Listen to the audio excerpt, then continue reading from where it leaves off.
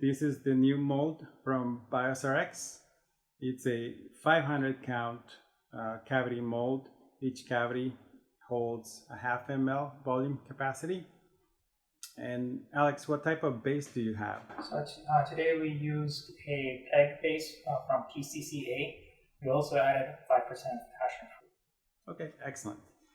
So what he's going to do is basically remove the excess base from the trough.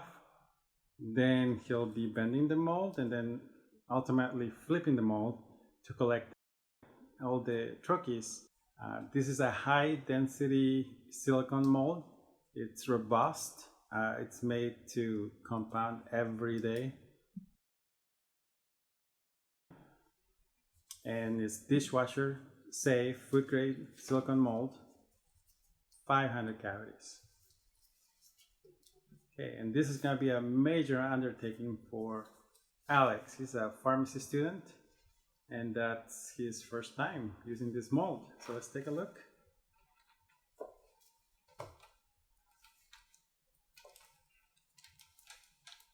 Nice. So as you can see, the cavities are practically just falling off the mold.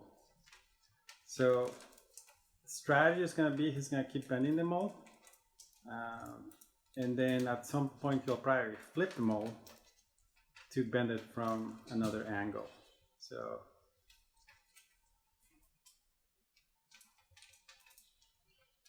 So with this type of mold, it would be ideal for medications like LDN, sildenafil, tadalafil, progesterone, testosterone, pretty much anything that comes to mind.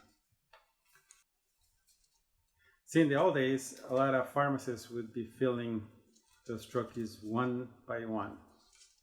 So with these molds are different. You pour and disperse. So when you fill, you just fill your whole mixture into the mold, and then you're left with 500 cavities. Can you bring the mold closer?